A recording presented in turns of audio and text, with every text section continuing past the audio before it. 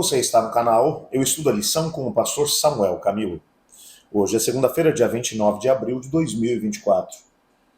Um dos textos que servirão como base para o nosso estudo encontra-se em 2 Coríntios, no capítulo 2, verso 14, que diz assim: Graças, porém, a Deus, que em Cristo sempre nos conduz em triunfo, e por meio de nós manifesta em todo lugar a fragrância do seu conhecimento.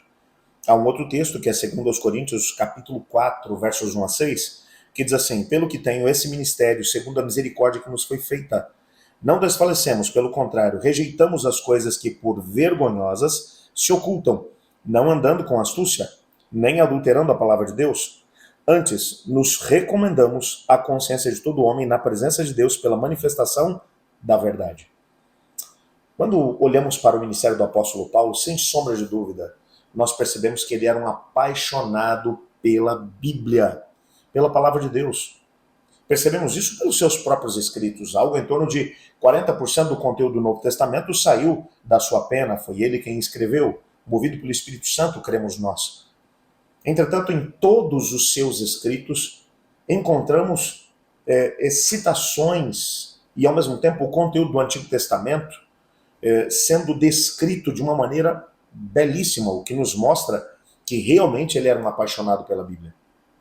Quando olhamos apenas para a sua história, só para você poder relembrar, depois de ter tido um encontro com Cristo na estrada de Damasco, ele passou algo em torno de 3 anos nas regiões da Arábia, enquanto em isolamento ele se debruçava sobre a palavra de Deus, estudava a palavra de Deus, até para poder entender como as profecias do Antigo Testamento se cumpriam em Cristo Jesus.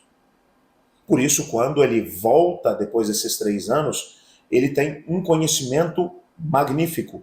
É bem verdade que por algo em torno de 10, 11 anos, mais ou menos, o apóstolo Paulo acabou ficando recluso nas regiões de Tarso ainda, enquanto a igreja estava se preparando, eu ousaria dizer, para que ele pudesse ter a oportunidade de exercer o seu ministério enquanto apóstolo.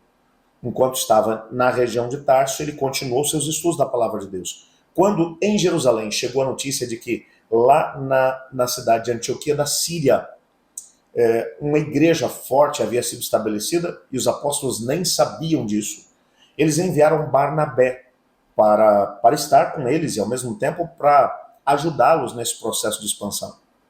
Barnabé, percebendo a necessidade de um aprofundamento da palavra de Deus, ele vai convidar Saulo para vir da cidade de Tarso e unir-se a ele dentro da pregação do evangelho ali em Antioquia da Síria. E é a partir de Antioquia da Síria que Paulo e Barnabé serão enviados para a primeira viagem missionária e assim ele vai acabar desenvolvendo o seu trabalho. Veja que até mesmo para que o primeiro chamado que foi feito a ele, para que ele se envolvesse de forma mais intensa na liderança da igreja, foi feito por causa do seu apego à palavra de Deus. A palavra de Deus, ela norteia a nossa vida. Por isso, Paulo, quando está prestes a morrer, e quando lemos aquilo que Ellen White principalmente vai falar a respeito do tema, mas também quando vamos para a segunda carta de Paulo a Timóteo, que foi a carta escrita de dentro da prisão, depois que ele já tinha sido sentenciado à morte, você percebe ele dizer coisas como: eu combati o bom combate, terminei a carreira, guardei a fé, e a coroa da justiça está guardada para mim, mas não apenas para mim, mas para todos aqueles que permanecerem firmes na palavra de Deus. Ele vai dizer para Timóteo, um jovem pastor, que era seu filho na fé, ele vai dizer: Timóteo, eu te exorto, prega a palavra, prega quando tiver oportunidade e quando não tiver. Exorta, repreende tendo como base a palavra. Maneja bem a palavra da verdade como evangelista. Ele vai trabalhar a ideia de que para que alguém possa ser um ministro de Deus, tem que ter a palavra de Deus como base da sua vida. Aquilo que, aliás, ele tinha vivido. Esse mesmo tipo de postura você vai encontrar em muitos dos nossos reformadores. Quando, depois da morte de John Wycliffe, ele é bem verdade que fez uma tradução da Bíblia do hebraico e, ao mesmo tempo, do grego para o inglês. Mas depois da sua morte, alguns anos mais tarde, um outro homem que, de uma forma tremenda também, era um apaixonado pela Bíblia, William Tyndale, ele vai trabalhar em cima da tradução que havia sido feita por John Wycliffe e vai ajustar essa mesma tradução, corrigindo alguns erros de tradução que Wycliffe havia cometido. Estamos falando de algo no entorno de 140 anos depois da morte de John Wycliffe. Nessa altura, a Bíblia ela começa a tomar uma forma muito grande. Ela começa a ser distribuída para as pessoas de uma maneira tremenda. O que vai acontecer como desdobramento disso, a Santa Inquisição vai trabalhar com o intuito de fazer com que William Tyndale acabe sendo martirizado, acabe sendo morto, e os seus escritos, ou seja, a Bíblia, a palavra de Deus, a sua tradução, que ela seja destruída.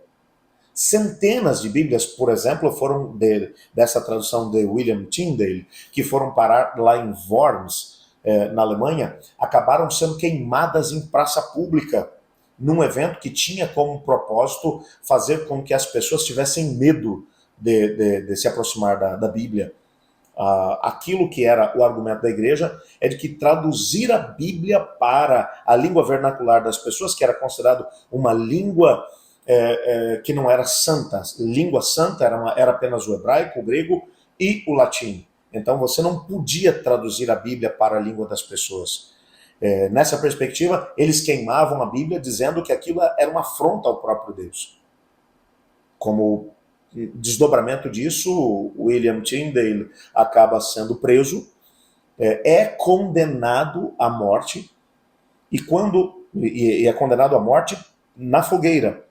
Quando os seus executores foram amarrá-lo num poste para que ele pudesse ser queimado vivo, pelo menos essa era a sentença, tamanho era o ódio que os seus algozes tinham em relação a ele, que o carrasco o estrangulou, colocou uma corda no seu pescoço e o estrangulou. Ele foi morto por estrangulamento e o seu corpo depois foi queimado. Uma coisa realmente muito cruel. Mas quando Tyndale percebeu que ele estava a ponto de morrer, suas últimas palavras ficaram imortalizadas na história. O seu julgamento aconteceu, na verdade, em 1536. E as últimas palavras dele foi: Senhor, abra os olhos do rei da Inglaterra. Foi, na verdade, uma oração. Abra os olhos do rei da Inglaterra. O que ele queria era que o rei da Inglaterra olhasse para a Bíblia e se apaixonasse por ela. Essa oração, com certeza, foi ouvida por Deus. E por mais estranho que isso possa parecer, alguns anos mais tarde, em 1611, a tradução inglesa que acabou recebendo o nome de King James Bible, ou a versão do rei Tiago, do rei Tiago, acabou sendo impressa. Os 54 estudiosos que realizaram o trabalho de ajustar o texto àquilo que é a King James Bible, que com certeza é a tradução mais espalhada da Bíblia por todo o mundo, esses 54 estudiosos se basearam na tradução de Tyndale. Você percebe como é que Deus vai trabalhar? Lá no primeiro momento, John Wycliffe, ele começa um processo, ele faz a tradução da Bíblia. Ela ainda tem muitos erros de tradução. A última parte, principalmente do trabalho de Wycliffe, ele já estava bem doente, e isso fez com que muitos erros acabassem acontecendo, aparecendo nessa mesma tradução. Entretanto, Tyndale depois vai se basear na tradução de Wycliffe e vai fazer com que uma versão muito mais correta em sua tradução vá aparecer. E é esse trabalho que foi norteado num primeiro momento por Wycliffe, depois por Tyndale, que vai ser depois usado por esses 54 estudiosos eruditos para poder fazer com que a King James Version pudesse acontecer. O que é interessante é que um estudo que foi feito por alguns estudiosos bíblicos chegou à conclusão de que a King James Bible de 1611 o seu conteúdo, 76% do conteúdo do Antigo Testamento é da tradução de Tyndale. E 83% do Novo Testamento vem da tradução de Tyndale. A tradução era tão boa que eles acabaram utilizando a mesma. Em 2011, essa versão da King James Bible, ela comemorou o seu aniversário de 400 anos. E aquilo que se descobriu é que a quantidade de Bíblias dessa mesma tradução ultrapassa a marca de 1 bilhão de Bíblias impressas. Foi traduzida para muitos idiomas a partir dessa mesma tradução, da King James Version, impactou dezenas de milhões de pessoas ao redor do mundo. Eu fico imaginando, na manhã da ressurreição, quando William Tyndale ressuscitar dos mortos e ficar sabendo que a sua tradução impactou tantas pessoas, talvez ele dirá, a minha morte valeu a pena. Apesar das dificuldades e desafios, Tyndale e seus companheiros confiaram que Deus estava no controle. E a vida de Tyndale fez a diferença para a eternidade na salvação de pessoas. A razão de sua vida, a semelhança daquilo que foi a razão da vida de Wycliffe, foi colocar a Bíblia em sua língua materna, no inglês, à disposição de toda a Inglaterra. Ele só estava de olho na Inglaterra. Mas essa mesma tradução acabou sendo utilizada para poder chegar aos lugares mais distantes do planeta. Que Deus fantástico! Como a sua palavra é maravilhosa. Amanhã nós teremos a oportunidade de nos aprofundar um pouco mais ainda nesse estudo. E o tema será Iluminados pelo Espírito. Mas nesse momento eu queria orar pedindo a Deus para que nos ajudasse a termos essa mesma paixão pela Bíblia. Eu não estou falando agora de fazer traduções, até porque temos muitas traduções diferentes da Bíblia.